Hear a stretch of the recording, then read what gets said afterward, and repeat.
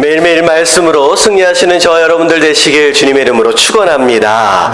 자, 오늘 말씀은 마태복음 5번째 시간입니다. 우리 제목 같이 한번 읽어볼게요. 다 같이 시작.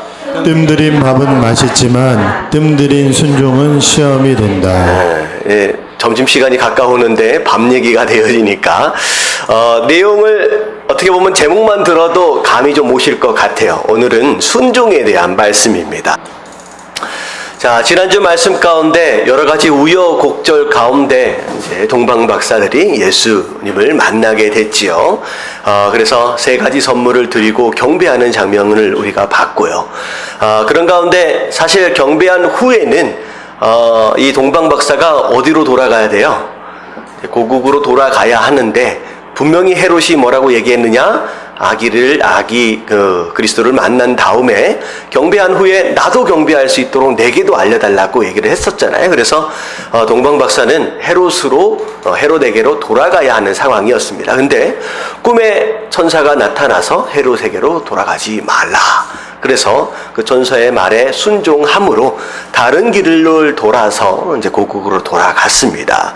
자, 그리고 나서 이제 천사가 또 누구에게 나타났느냐? 요셉에게 나타나서 이제 헤롯으로 인하여 위협되어질 사건들이 이제 일어나게 되니까 미리 예수님을 어디로 피신을 시켰느냐? 애굽이라고 하는 곳으로 피신하도록 명령하죠. 그랬을 때 요셉과 마리아가 순종함으로 애굽으로 내려갑니다. 그래서 어린 시절 제법 오랜 시간 동안을 애굽에서 보내다가 천사가 다시 그 헤롯 왕이 죽는 사건을 통하여 다시 나타나서 이제 그 아기 예수를 목숨을 찾는 자가 죽었으니까 다시 돌아오라 라고 얘기를 해서 자, 돌아오기로 되어 있는데 자, 돌아오려고 막상 베들레헴 쪽으로 생각하니까 예루살렘 쪽으로 생각하니까 요셉 마음 가운데 어떤 마음이 들었어요? 무서운 거죠. 그 아들이 또 왕이 됐잖아요. 그러니까 무서워서 어떻게 가지? 그랬더니 천사가 다시 또 인도를 하신 가운데 어디로 갔어요? 나사렛 갈릴리 지역으로 이제 가서 예수님께서 이제 어린 시절을 그곳에서 이제 보내시게 되었습니다. 그래서 오늘 말씀이 이제 그것에 대한 내용인데요. 자, 오늘 말씀을 보면 이제 동방 박사에 대한 내용도 나오고요. 그리고 요셉에 대한 내용이 나오면서 그들이 하나님 앞에서 정말 아름답게 쓰임을 받는데 참 우리가 주목해야 할 부분은 그들이 하나님의 말씀, 천사를 통하여 증거해 주시는 그 하나님의 말씀에 뭐 했다는 거예요? 잘 순종했다라고 하는 것이죠. 그래서 오늘 말씀의 주제는 순종입니다. 근데 순종을 함에 있어서 우리가 어떤 마음과 어떤 태도를 가지고 순종해야 하느냐라고 하는 가장 중요한 3가지 내용들을 좀 살펴보면서 함께 은혜를 나누도록 하겠습니다. 자, 첫 번째 순종하면 뭐가 중요하느냐? 자, 첫 번째 보면 들음입니다. 들음. 같이 한번 읽어볼게요. 관심은 시작. 관심은 듣는 귀를 만들고 주목함은 순종을 이끌어낸다. 참 어려운 것처럼 느껴지지만 사실은 순종하려 한다라고 한다면 일단은 하나님의 음성을 뭐 해야 돼요? 들어야지요. 이게 굉장히 중요한 내용입니다. 듣지 못한 사람들에게 순종을 기대할 수 없는 것처럼 우리가 듣지 못하고 있다라고 한다면 우리 삶 가운데 순종은 있어질 수 없다라고 하는 내용입니다. 근데 오늘 말씀을 쭉 읽어보면 순종을 잘하고 있는 동방 박사도 마찬가지고 요셉도 마찬가지고 뭐 그 전 이야기 마리아도 마찬가지고 하나같이 너무 잘하고 있는 것이 무엇이냐? 하나님의 음성을 뭐 하고 있어요? 잘 듣고 있다는 거예요. 마리아가 어린 아기 예수님을 잉태할 때부터도 마찬가지고 그것으로 인하여 있어질 수 있는 여러 가지 그 문제점 이런 가운데 마리아도 마찬가지, 요셉도 마찬가지. 어떤 면에서 보면 별을 따라 이 예루살렘까지 도착했던 어떻게 보면 이 동방 박사의 모습도 마찬가지예요. 별은 하나님의 인도하심이고 하나님의 말씀이다라고 얘기를 했잖아요. 결국은 그것을 볼 줄 알았고 그 인도하심을 쫓을 줄 알았다라고 하는 것은 이 모든 것들이 결국은 들을 줄 아는 자에게 있어질 수 있는 순종이었다라고 하는 것입니다.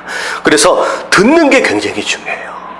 듣지 못한다라고 한다면 순종할 수 없다라는 것이죠. 그래서 사무엘상 15장 21절에 사무엘이 자, 사울 왕에게 뭐라고 얘기를 하냐? 불순종했던 사울 왕에게 뭐라고 얘기했느냐?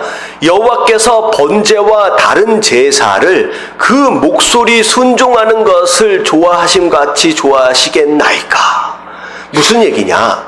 하나님께서 사울 왕에게 뭘 명령하셨느냐? 전쟁해가지고 이긴 가운데 거기에 있는 모든 사람뿐만 아니라 심지어 모든 동물들까지도 어떻게 하라고 말씀하셨느냐?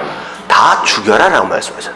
근데 전쟁에 이기고 나니까 어떻게 보면 전리품이죠. 양도 있고 소도 있고 너무 좋은 것들이 토실토실한 것들이 많이 있는 거예요. 죽이기에 너무 아까운 거죠. 그랬더니만 백성들이 뭐라 그래요? 사울 왕 좀 살려갑시다. 살려가면 어떻게 될 것 같아요? 나중에 제물을 드리고 제사를 드리는 가운데 정말로 더 좋지 않겠습니까? 라고 해서 살려가자라고 얘기가 된 거예요. 그랬더니만 사울이 그 얘기를 듣고서 제물을 드리기 위해서 그것을 살려왔는데 사실은 그건 어찌 보면 하나님 말씀에 뭐한 거예요? 불순종한 거라는 거죠. 그것을 사무엘이 보고서 뭐라고 얘기를 합니까? 이건 불순종입니다. 다시 말하면 제물을 어떻게 드리고 제사를 어떻게 드리냐 보다 뭐가 더 중요하다는 거예요? 하나님의 말씀을 듣고 순종하는 게 더 중요하지 않겠습니까? 라고 얘기가 되는 거죠. 그런 가운데 뭐라고 얘기해요? 순종이 제사보다 더 낫다. 순종하는 것이 한 번의 예배를 더 드리는 것보다 더 중요하다라고 얘기를 하면서 그 순종과 더불어 뒤에 뭐라고 얘기해요? 듣는 것이 수양의 기름보다 나으니라. 결국은 순종은 무엇과 함께 가는 거예요? 듣는 것과 함께 가는 겁니다. 듣지 못한다라고 한다면 순종을 기대할 수 없는 것처럼 결국은 같이 동반해서 간다라고 하는 거죠. 그래서 우리가 성경을 잘 들여다보면 듣는 것에 대한 중요성을 굉장히 강조하고 있어요. 심지어 우리의 믿음도 어디에서 난다? 들음에서 나죠. 그래서 로마서 10장 17절 같이 한번 읽어볼게요. 시작.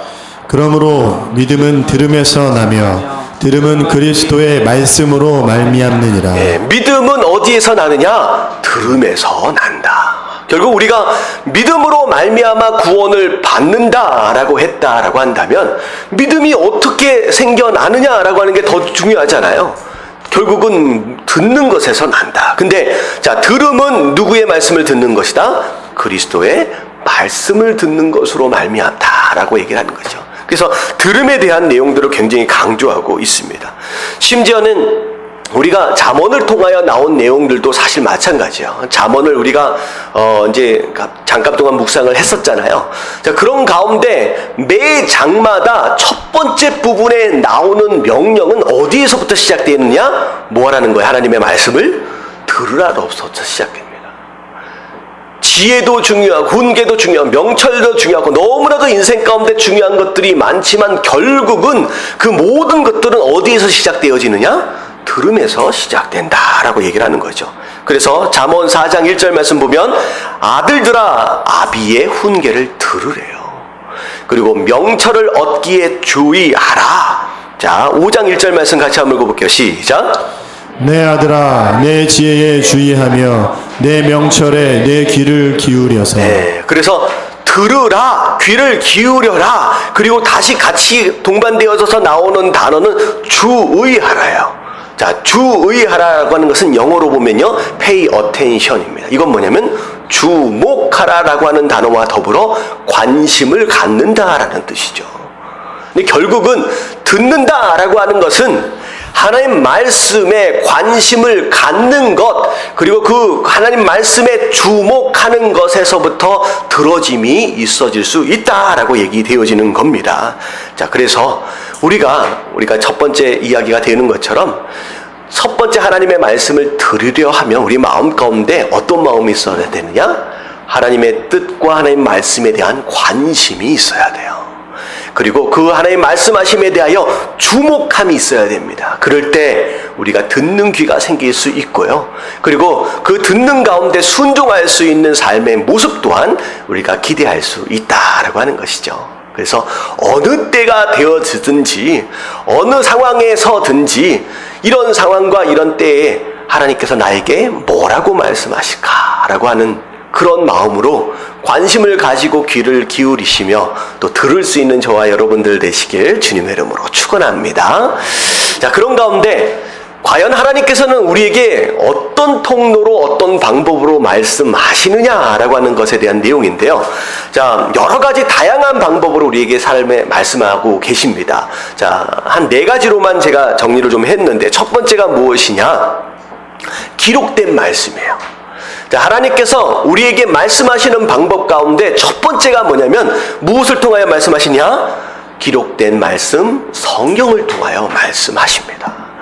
우리가 예배를 드릴 때, 하나님 말씀을 들을 때, 성경책을 읽을 때 그 가운데 하나님의 말씀하심이 있다라고 하는 것이죠. 그래서 우리가 큐티를 할 때도 어떤 마음으로 어떤 마음으로 읽는 것이냐? 하나님, 나에게 어떤 말씀을 들려주시려 합니까? 들으려고 하는 그런 마음으로 큐티를 하는 것이고요.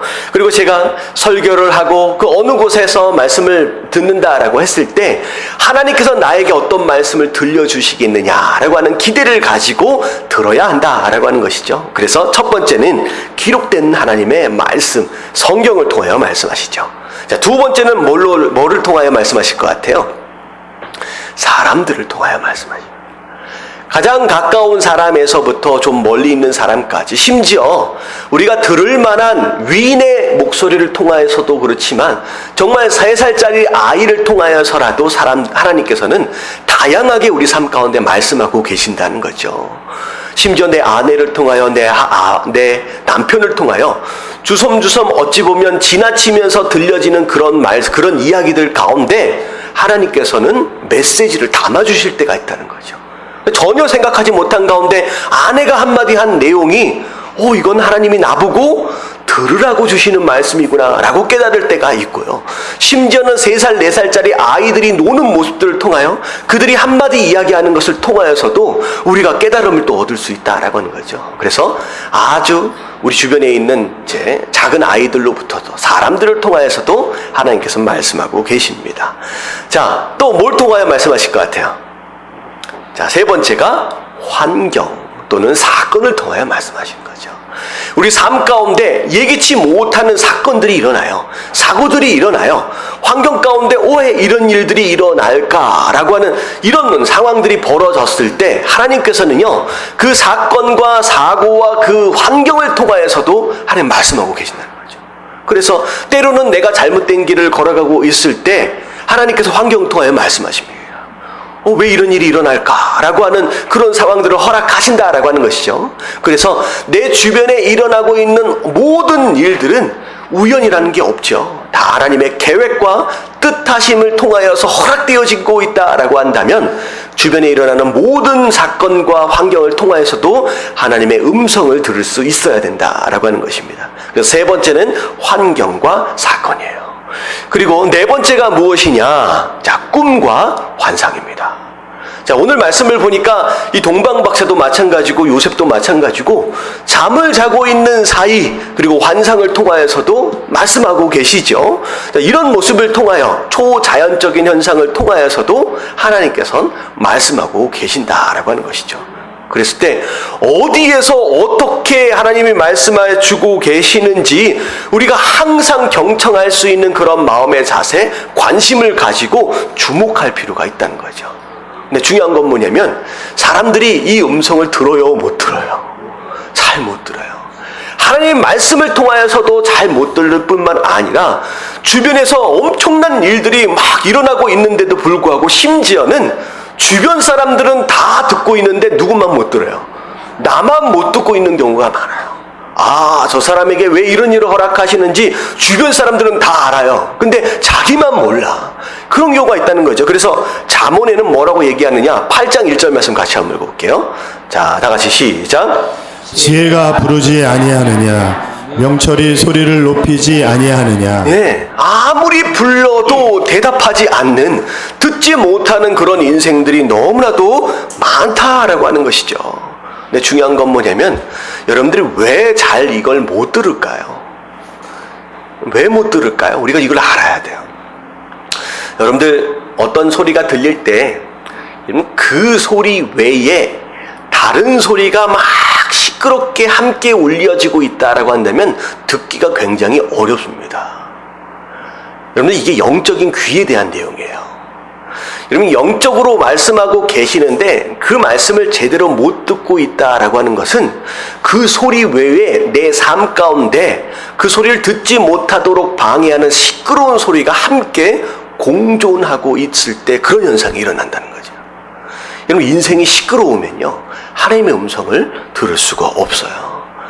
여러분, 인생이 시끄럽다라고 하는 것은 어떤 모습을 의미하느냐? 불필요한 것에 지나치게 바쁘거나 불필요한 것에 지나치게 분주한 경우가 인생이 시끄러운 경우가 됩니다.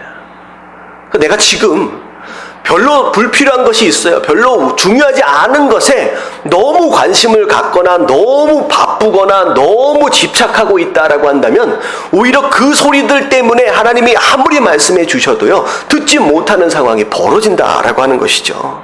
근데 사실은 이게 사단의 전략이에요.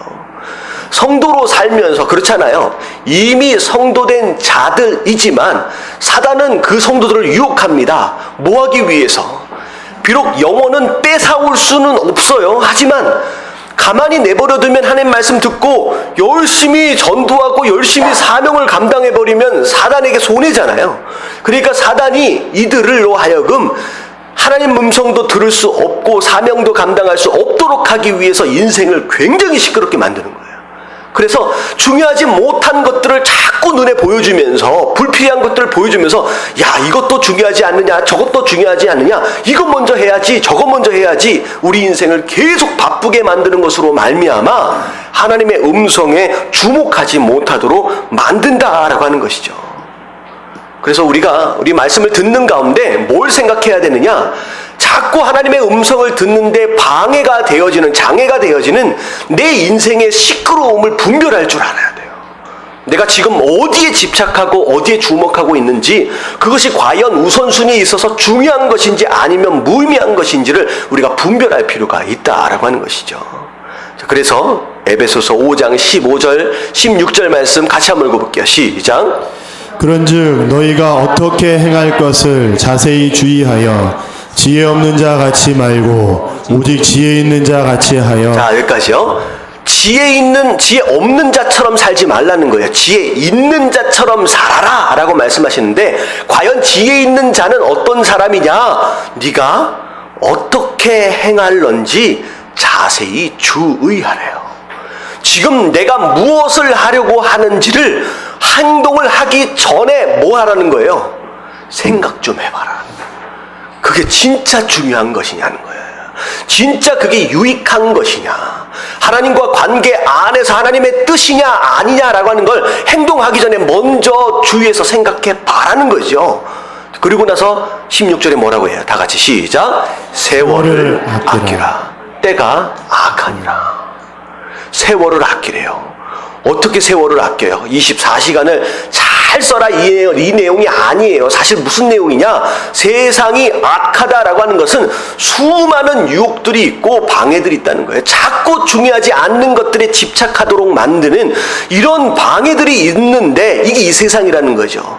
그래서 그것을 분별하여 정말로 중요한 것을 먼저 할 줄 알고 그것에 집중할 줄 알고, 그리고 정말로 중요한 하나님의 음성을 듣는데 귀 기울일 줄 아는 그것이 바로 지혜이며 그것이 세월을 아끼는 것이다 라고 하나님 말씀하시는 거예요. 여러분, 이런 지혜를 얻으시게 되길 주님의 이름으로 축원합니다. 네. 자, 그래서 잠언 3장 34절 다 같이 시작. 누구든지 내게 들으며 날마다 내 문 곁에서 기다리며 문설주 옆에서 기다리는 자는 복이 있나니. 예, 하나님이 출입하시는 문이 있대요. 내 문 옆에서 기다리래요. 뭐 하는 사람일 것 같아요? 문 옆에서. 여러분들 옛날 사극 같은 걸 보면요, 주인이 새벽에 잠자다가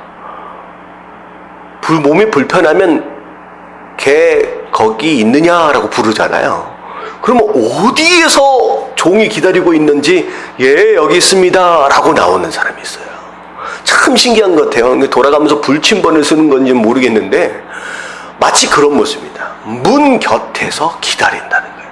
주인이 뭐라고 말씀하고 계시는지, 그게 낮이 되었든 밤이 되었든 그 어느 때가 되었든 그 음성을 놓치지 않기 위해서 집에 들어가 있는 게 아니라 그 주인의 집 옆에 문 곁에서 기다리고 있는 바로 그런 모습, 바로 그런 모습이 누구의 모습이 되어져야 하느냐? 바로 우리 성도의 모습이 되어져야 한다는 거예요. 그럴 수 있을 때 무엇을 기대할 수 있다? 제대로 된 순종을 기대할 수 있다라고 하는 거죠. 그래서 첫 번째, 굉장히 길게 말씀을 나눴는데 뭐가 중요하다? 하나님의 말씀을 듣는 것이 그렇게 중요하다라고 하는 거예요. 그래서 하나님의 말씀에 관심을 가지고 주목하시는 가운데 하나라도 빠짐없이 들으려고 하는 그런 마음의 태도를 가지고 하나님의 음성을 들을 수 있는 저와 여러분들 되시길 주님의 이름으로 축원합니다. 아멘. 자, 두 번째입니다.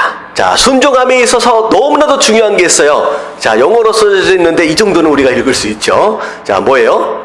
골든 타임입니다. 자, 다 같이 한번 읽어볼게요. 순종, 시작. 순종은 타이밍이 생명이다. 자, 우리가 골든타임, 요즘에 뉴스 들을 때마다 항상 나오는 이야기입니다. 뭐, 세월호 때에서부터도 그렇고, 사건, 사고가 일어났을 때, 그 사건, 사고를 회복할 수 있는 절묘한 타이밍이 있다는 거예요. 그걸 뭐라고 부르느냐? 골든타임이에요. 이 타이밍을 딱 놓쳐버리면 어떻게 돼요? 엄청난 피해를 감수할 수밖에 없고, 그 타이밍을 놓쳐버리는 순간 돌이킬 수 없는 상황들이 벌어질 수 있다는 거죠. 그래서 너무 안타까운 건 뭐냐면 이 세월호도 그 골든 타임을 놓쳐버려요. 그 정말로 중요한 그 앞에 30분, 40분을 놓쳐버리니까 그 얼마나 많은 생명들을 한꺼번에 잃어버려요. 이미 바닷속으로 들어가 버리고 난 뒤에 구하는 건 가능해요? 못 가능해요? 어떻게 해요? 불가능한 거예요. 너무 어려워져 버리는 거예요. 하지만 딱 그 떠 있을 때 그 30분 그때를 허둥지둥 하는 것으로 말미암아 엄청난 피해를 보게 되는 상황들. 그렇잖아요. 그때 이것뿐만이 아니죠. 다른 사건들도 많이 있습니다. 근데 중요한 건 뭐냐면 무엇에서 골든타임이 있다? 순종에도 골든타임이 있습니다. 자, 오늘 말씀을 보면, 자, 만약에 헤롯이 돌아와 나도 경배하고 싶다라고 얘기했을 때 동방 박사가 이 돌아가야 하느냐, 헤롯을 만나고 가야 하느냐 갈등할 수도 있었을 거라는 거죠. 그런 가운데 동방 박사는 어디서 왔어요? 굉장히 쉬운 질문입니다. 동방 박사는 어디서 왔어요? 동방에서 왔죠. 동방에서 왔는데, 다시 말하면 예루살렘 사람이 아니에요. 그리고 지금 별이 처음 보였을 때를 중심으로 해가지고 2살 이하를 죽였으니까 어찌 보면 별을 처음 봤을 때, 그리고 여행을 떠난 시점으로 본다라고 한다면 1년이 넘는 시간의 여정을 온 사람들입니다. 멀리 있는 사람이에요. 그렇다라고 한다면 예루살렘, 그렇잖아요. 우리가 미국에 일이 있어서 가면 뭐 일만 딱 보고 옵니까? 아니잖아요. 미국이라는 곳이 어느 곳이냐, 한번 관광도 좀 하고 싶잖아요. 야, 이런 동네에 왔는데 나름대로 그 동방 박사가 관광 좀 하고 갔으면, 그래서 예루살렘에 있는 성전도 한번 돌아보고, 시장도 한번 돌아보고, 먹거리도 한번 돌아보고, 만약에 그러고 있었다라고 한다면 어떤 일이 앞으로 벌어질 것이냐, 우리가 굉장히 중요한. 근데 이 동방 박사들은 여행했어요, 안 했어요? 관광 안 했어요. 주저하지 않고 말씀이 떨어지는 순간 바로 그 장소를 떠나서 고국으로 돌아갔다는 거죠. 만약 그 타이밍을 놓쳤다라고 한다면 헤롯에게 잡혔을 수도 있고 나중에 엄청난 일들이 벌어질 수 있다는 거죠. 그리고 더군다나 특별히 타이밍에 대해서는 오늘 요셉, 자, 주의 사자가 나타나서 애굽으로 내려가라 했더니 그 다음날 아침까지 기다리지 않습니다. 바로 일어나서 그 밤중에 아기 예수를 데리고 애굽으로 떠나는 거예요. 그러고 나서 얼마 있지 않아서 무슨 일이 벌어져요? 헤롯이 2살 이하의 아이들을 학살하는 거예요. 만약에 내가 어떻게, 애굽은 한 번도 가본 적이 없는 이방 땅인데 이 애굽에 내려가서 어디에서 집을 구하고 뭐 해먹고 살며 뭐 어떻게 하고 살까, 여러 가지 고민하고 계획하고 준비하는 시간으로 하루 이틀을 만약에 보냈다라고 한다면 어떻게 됐을 것 같아요? 아마도 예수님의 목숨이 위험해질 수도 있었을 것이다 라고 하는 거죠. 결국은 이런 내용입니다. 하나님께서 말씀을 주시고 감동을 주시고 떠나라 라고 분명히 말씀하고 계신다 라고 한다면 주저하면 된다 안 된다? 안 된다는 거예요. 주저하거나 계산하거나 고민할 필요 없이 말씀이 떨어지는 바로 그 순간이 바로 우리가 움직여야 할 때다라고 하는 것이죠. 그래서 오늘 제목이 무엇이었느냐? 여러분, 밥을 할 때는 반드시 뜸을 들여야 합니다. 불을 싹 줄여놓고 치카치카치카 하는 가운데, 요즘에 그걸로 하는지 모르겠는데 치카치카 하는 가운데 기다려줘야 돼요. 그래야지 밥이 잘 익습니다. 꼬들꼬들하게. 근데 순종은 익을 때까지 기다리면 돼요, 안 돼요?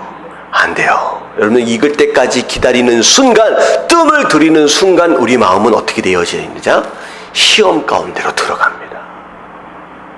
우리가 유혹 가운데로 들어가는 거죠. 그래서 우리가 좀 보면 분명히 말씀을 듣는 가운데, 예배 가운데, 수련회나 여러 가지 상황 그 가운데 하나님이 이렇게 말씀하셨구나, 내가 이렇게 해야 되는구나 라고 결단을 했음에도 불구하고 예배가 끝나고 망설이는 순간 어떻게 돼요?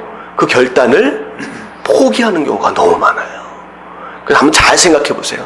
분명히 하나님 앞에서 내가 결단한 바가 있었는데 내가 주저하다가 포기되어졌던 그런 하나님과의 약속이 얼마나 많이 있는지, 그리고 그것 때문에 오히려 타이밍을 놓쳐서 어떻게 보면 돌이킬 수 없는 상황들을 경험한 적은 없는지 우리가 돌아봐야 한다는 거죠.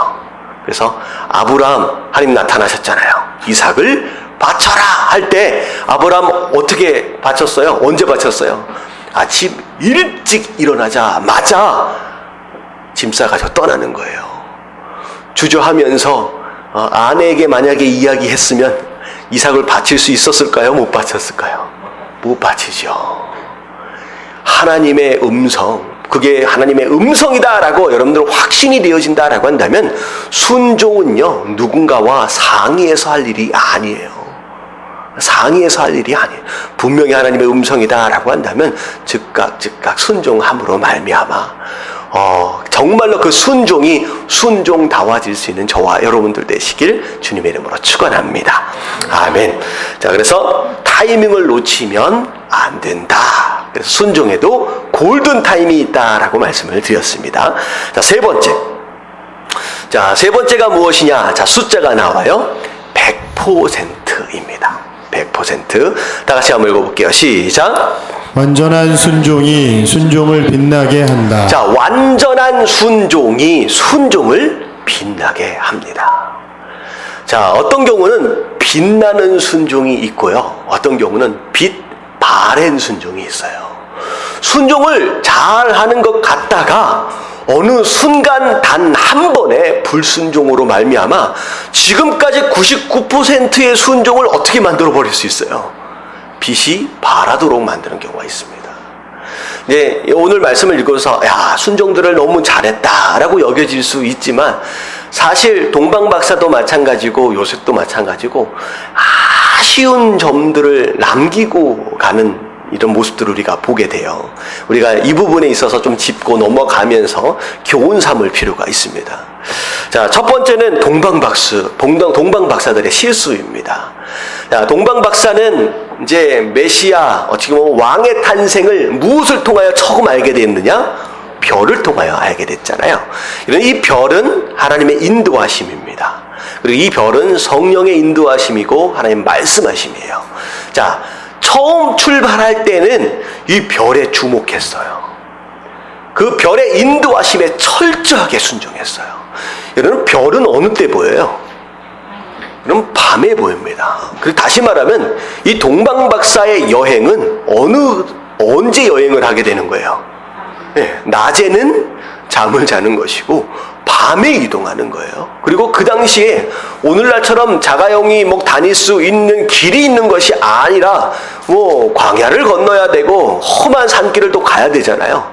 불이라고 해봤자 여러분들 이렇게 손전등 같은 거 이런 거 들고 다닐 때가 아니거든요. 이제 불을 켜고 조심스럽게, 정말로 쉽지 않은 여행일 것이었던 거죠. 그리고 별을 보고 간다라고 했을 때 앞길이 어디 있는지를 잘 모르고 굉장히 쉽지 않은 거예요. 낮에 여러분들이 잔다고 한번 생각해 보세요. 그래서 낮과 밤이 바뀌어서 일을 하시는 분들은 몸이 성하지를 못합니다. 제대로 못 자고 제대로 쉬지를 못하니까. 근데 그런 어려움 가운데 정말로 그 별을 보고서 예루살렘까지 왔는데 진짜 99% 순종한 거예요. 근데 마지막 순간 1% 남겨놓고서 뭘 봐버렸어요? 예루살렘의 그 휘황찬란한 궁궐의 모습을 봐버렸네. 순간적으로 자기 생각이 들어간 거예요. 왕이라고 한다면 어디에서 나야지 맞는 거예요? 궁궐에서 나야지. 예루살렘 여기구나. 그 마지막 1% 그 별을 놓치는 것으로 말미암아 장차 어떤 일이 벌어졌어요? 2살 이하의 아이들이 떼죽음을 당하는 상황이 벌어졌어요. 너무 잘 순종해서 99%까지 왔는데 마지막 그 1%를 남겨놓고 아쉬움이 남기는. 여러분, 이런 말씀은 어쩌면 우리가 순종함에 있어서 99%가 아니라 어디까지 순종해야 된다? 100%. 정말 마지막 1%를 남겨놓고 넘어져 버리는 그런 안타까움, 아쉬움을 남기는 인생 살지 마시고 끝까지 순종할 수 있는 저와 여러분들 되시길 주님의 이름으로 축원합니다. 요셉도 마찬가지예요. 처음 마리아가 임신한 것이 눈에 보이기 시작할 때, 첫 번째 순종이 있었어요. 주의 사자가 나타나서 뭐라고 얘기했어요? 이는 성령으로 잉태된 자다. 메시아다, 그리스도다. 정말로 이해할 수 없었고 너무 뭐라 그럴까요? 이해할 수 없었고 받아들이기 어려운 상황이었지만 요셉은 어떻게 했어요? 묵묵히 순종했습니다. 그리고 또 오늘 말씀에 보니까 하나님 말씀하셨어요. 위험하니까 애굽으로 내려가라. 고민하지 않았어요. 계산하지 않고 바로 그 시간 일어나자마자 그 밤 사이에 짐을 싸가지고 떠났어요. 얼마나 철저한 순종이었고 즉각적인 순종이었는지. 근데 중요한 건 뭐냐면 99% 거기까지. 근데 이제 뭐 하기만 하면 돼요. 이제 돌아와서 잘 키우기만 하면 돼요. 예수 그리스도. 근데 돌아오라라고 하는 명령에 사실 어디로 가는 게 맞는 거예요? 베들레헴으로 가야죠. 근데 베들레헴으로 가려고 하니까 예루살렘 옆이야. 생각해보니까 비록 그 왕, 목숨을 찾던 그 왕은 죽었지만 그 아들이 왕이 되어 있네. 혹시나 들키면, 잡히면 어떻게 될까? 두려운 마음이 든 거예요. 무섭습니다. 내가 어떻게 갑니까? 거길 어떻게 갑니까? 라고 주저하기 시작하는 가운데 하나님께서 처음 말씀하셨던 그 첫 번째 선택이 아니라 세컨 초이스를 주신 거예요. 억지로 끌고 가신 게 아니라 그러면 어디에라도 가라는 거예요. 나사렛이라도 가라. 그래서 어찌 보면 하나님께서 처음 원하셨던 베들레헴이 아니라 세컨 초이스, 두 번째 초이스 되었던 이 나사렛으로 갈 수밖에 없었다는 거예요. 그래서 예수님의 이름이 그때부터 뭐라고 불려졌어요? 나사렛 예수라고 불려졌습니다. 근데 구약 성경에 보면 성경의 대부분 메시아는 어디에서 난다? 베들레헴에서 난다. 그래서 우리가 아시는 내용이죠. 나다네일이 나중에 예수님의 제자가 되기 전에 나다네일이 한 얘기가 있어요. 요한복음 1장 46절 다 같이 한번 볼게요. 시작. 나다네일이 가로되 나사렛에서 무슨 선한 것이 날 수 있느냐? 빌립이 가로되 와 보라 하니라. 빌립에 가가지고 내가 메시아를 만났다라고 얘기를 한 거예요. 그랬더니만 누구 예수인데 어딘데? 나사렛 예수래요. 나다네일은 성경을 아는 사람, 율법을 아는 사람이에요. 이상한데? 메시아 그리스도는 어디서 나기로 돼 있어요? 베들레헴인데 어찌 나사렛에서 날 수 있느냐라고 얘기가 되는 거죠. 사실은 예수님은 베들레헴에 나셨지만 자라신 장소로 이름이 붙여져서 나사렛 예수가 돼버렸잖아요. 이 내용이 결국은 나중에 선지자들과 대제사장들이 예수를 그리스도로 받아들이는데 큰 장애가 되어버렸다는 거예요. 만약에 요셉이 비록 무섭고 염려가 되었다라고 할지라도 그냥 순종하는 마음으로 어디로 가버렸다면, 베들레헴으로 갔었다라고 한다면 예수님의 이름이 뭘로 불려져요? 베들레헴. 그러면 나다네일이 이런 오해를 하지 않을 수 있었고 다른 사람들이 오히려 다른 오해를 일으키지 않을 수 있지 않겠느냐라는 거죠. 마지막. 근데 이게 보면요, 여러분 잘 보세요. 하나님의 뜻에는 세 가지 뜻이 있어요. 잘 보세요. 첫 번째는요, 선하신 뜻이 있습니다. 선하신 뜻. 이건 뭐냐면 하나님이 처음 명령하신 그 음성이에요. 그 음성이에요. 베들레헴으로 가라라고 했을 때 베들레헴으로 가는 것이 그 선하신 뜻에 순종하는 겁니다. 하나님의 뜻은, 두 번째 하나님의 뜻은 거절하시는 뜻이에요. 하나님은 이건 악이다, 이건 하면 안 된다라고 말씀하시는 거절하시는 뜻이 있습니다. 근데 자, 흙과 백처럼 첫 번째와 두 번째만 있으면 너무 심플한 것 같지만 참 하나님은 은혜로우셔. 세 번째 뜻이 있어요. 이 세 번째 뜻을 우리가 뭐라고 부르냐면 허락하신 뜻이 있습니다. 허락하신 뜻. 이건 뭐냐면 첫 번째 선하신 뜻에 비교하여 볼 때 첫 번째 이 선하신 뜻은 하나님의 베스트다라고 얘기한다면 이 세 번째 허락하시는 뜻은 베스트가 아니에요. 하지만 우리의 인간의 연약함과 부족함을 하나님이 알고 계시는 가운데 하나님의 그의 뜻을 양보하시는 거예요. 베들레헴으로 가는 것이 선하신 뜻으로서 베스트 초이스다라고 하나님 말씀하시는데, 그걸 끝까지 두려워하거나 염려하거나 거부하는 사람들에게는 하나님은 어떤 초이스를 주시느냐? 첫 번째 다음에 두 번째 초이스, 세컨 초이스. 근데 중요한 건 뭐냐면 세컨 초이스는, 두 번째 허락하신 뜻은 비록 악은 아니다라고 할지라도 그렇게 그것을 선택함으로 인하여서 베스트를 통하여서 주시는 그 축복을 다 누리지는 못합니다. 하나님의 선하신 뜻을 우리가 선택하지 못하는 것으로 인하여 발생하게 되는 어려움들을 나중에는 감당할 수밖에 없는 상황이 벌어진다는 거죠. 그래서 우리가 하나님께서 말씀하실 때 여러분들 하나님하고 타협하면 돼요, 안 돼요? 여러분 하나님하고 협상하려고 애쓰지 마십시오. 마치 그 시장에서 물건 사는 것처럼 하나님께서 100이다라고 말씀하시는데, 이 하나님 이거 너무 세잖아요, 한 80 합시다. 그랬더니 하나님이 아니야 100, 그러면 90 합시다 라고 해서 적당의 중간선을 찾아서 협상하려고 애를 쓰지 마세요. 여러분 하나님은 협상을 또 해주셔. 그래서 90이 선택돼요. 근데 그러면 나중에 90이 선택이 되면 양보되어진 10만큼의 축복을 우리가 누려요, 못 누려요? 못 누려요. 그리고 나중에 가서 그 10을 양보한 것으로 말미암아 후회하는 일들이 생긴다라고 하는 거죠. 그래서 항상 제가 보면 신앙생활 하면서 항상 선하신 뜻이 아니라 뭐만을 선택하며 살아가는 사람이 있느냐? 허락하신 뜻만을 선택하며 살아가는 사람이 있어요. 그래서 인생이 굉장히 뭐라고 얘기하면 정확할 것 같냐면 기고한 인생을 살아요. 말씀 안에 있는 것 같고 신앙 안에 있는 것 같은데 기고한 인생을 살아요. 삶 가운데 환난도 많고요, 문제도 많고요, 염려도 많고요. 이상하게 신앙생활을 하는데 그게 뭐 때문이다? 선하신 뜻을 선택한 것이 아니라 허락하신 뜻, 하나님과 자꾸 협상하는 것으로 말미암아 그런 기고한 인생을 살게 된다라고 하는 것이죠.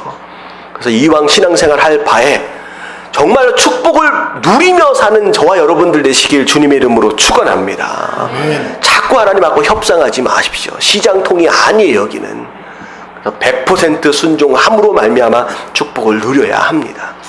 근데 재밌는 건 뭐냐면 참 이 마태가 하나님의 마음을 참 어떻게 보면 잘 이해하고 잘 설명을 하고 있어요. 심지어 나사렛으로 불려지게 된 이 상황을 또 하나님이 이미 아셨다라고 얘기를 하고 있습니다.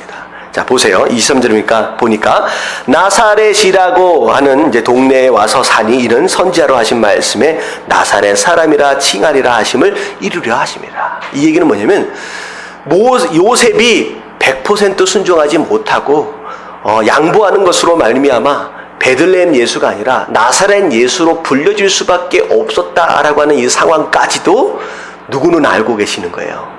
하나님은 알고 계시는 거예요. 이미 그것도 알고 계신데요.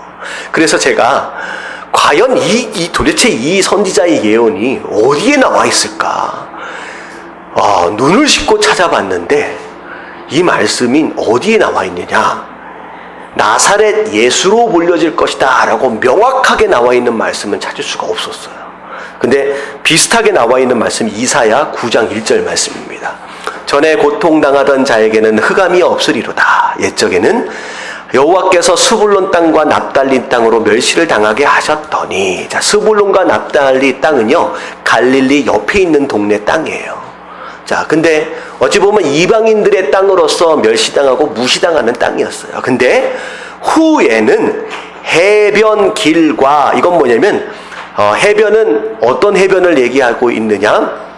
지중해 쪽에서 이제 있어지게 되는 해변길이 있잖아요. 그리고 요단 저편 이방의 갈릴리를 영화롭게 하셨느니라. 그래서 결국은 갈릴리는, 나사렛은 어디 동네 안에 있어요?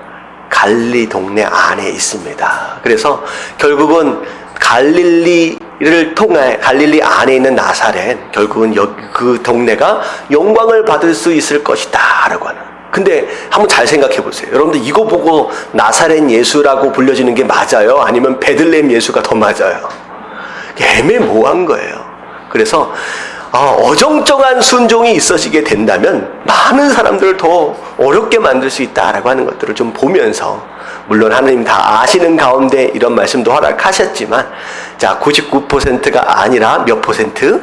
100%. 절대 하나님하고 협상하려 하는 그런 성도들 되지 않으시게 되길 주님의 이름으로 축원합니다. 아멘. 자, 마지막 간단한 겁니다. 자, 네 번째 다 같이 한번 읽어볼게요. 시작.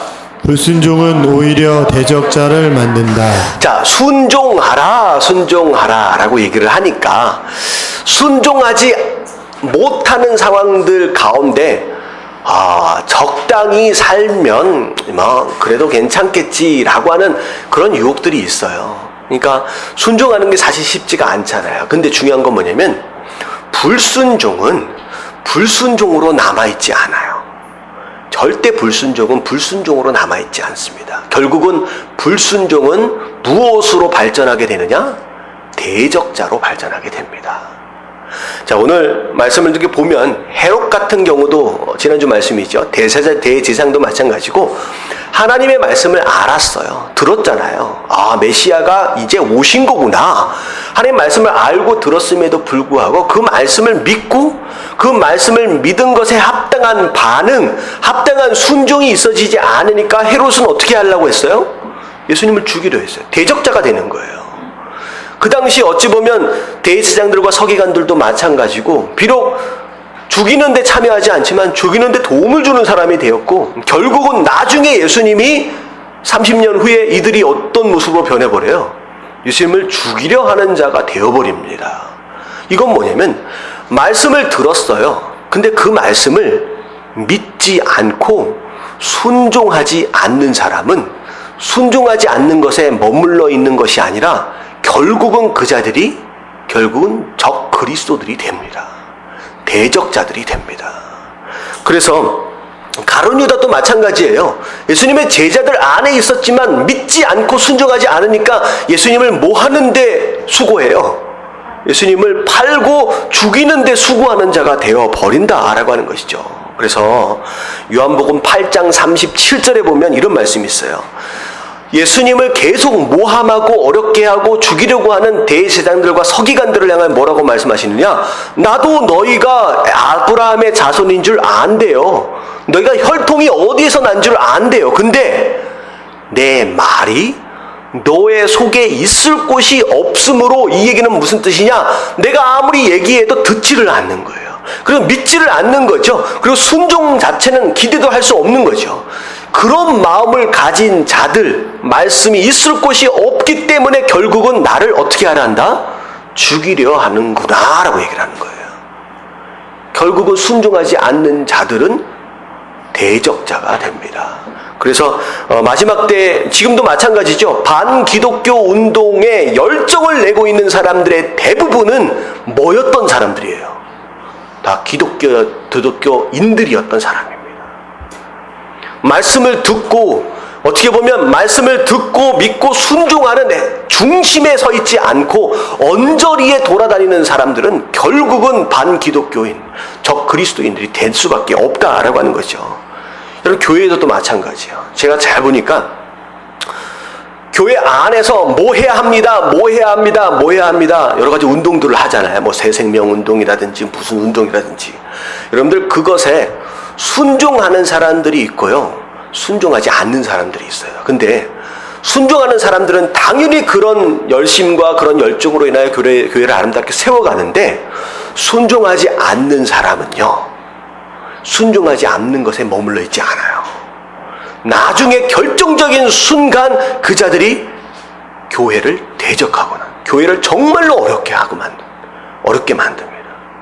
그래서 마찬가지예요. 우리 교회도 맞아요. 우리 교회가 가장 중요하게 생각하는 게 무엇이냐? 예배와 말씀이에요. 정말로 중요한 게요. 기초가 중요하다. 근데요, 그것에 함께 동참하지 않는 자들은요, 지금 아니면 되지라고 하지만 결정적인 순간에 그 자들은 뭐 어떤 사람이 되느냐? 대적자가 됩니다. 교회를 무너뜨리는 자가 됩니다. 여러분, 우리가 이걸 알아야 돼요. 우리 충분히 가능성이 있는 사람들이에요. 그래서 말씀이 주어질 때에 그 말씀을 믿고 과연 내가 지금 순종하느냐, 적당히 요령 피우면서 나중에 해야지 미루다가 결국 불순종하는 자의 위치에 서 있느냐. 여러분, 불순종은 그대로 머물러 있는 게 아니라 뭐가 돼버린다? 대적자, 원수가 되어버린다라고 하는 것이죠. 그래서 오늘 말씀은 순종에 대해서 말씀을 드렸습니다. 자, 그래서 정리를 하면 순종하기 위해서 뭐하라? 듣는 것을 잘해야 합니다. 내 인생 가운데 시끄러운 소리들을 여러분들이 정리하고 정돈하십시오. 그렇지 않으면 하나님의 음성을 들을 수가 없어요. 그리고 중요한 건 뭐냐면 순종에도 뭐가 있어요? 골든 타이밍이 중요합니다. 즉시 순종하지 않으면요, 시험에 듭니다. 유혹에 빠지고요, 순종하는 걸 포기할 수 있다라고 하는 거죠. 그리고 세 번째 뭐예요? 순종하는데 99%가 아니에요. 마지막 1% 아쉬움을 남기는 그런 인생 되어지시지 마시고 100% 순종하심으로 순종에 대한 합당한 열매를 다 먹어야 되지 않겠느냐라는 거죠. 그리고 불순종은 불순종에 머물러 있지 않아요. 결국은 원수가 되어집니다. 결국은 교회를 어렵게 하는 대적자가 되어질 수 있다라고 하는 걸 기억하시면서 어떤 일에서든지 끝까지 순종할 수 있는 저와 여러분들 되어지시길 주님의 이름으로 축원합니다.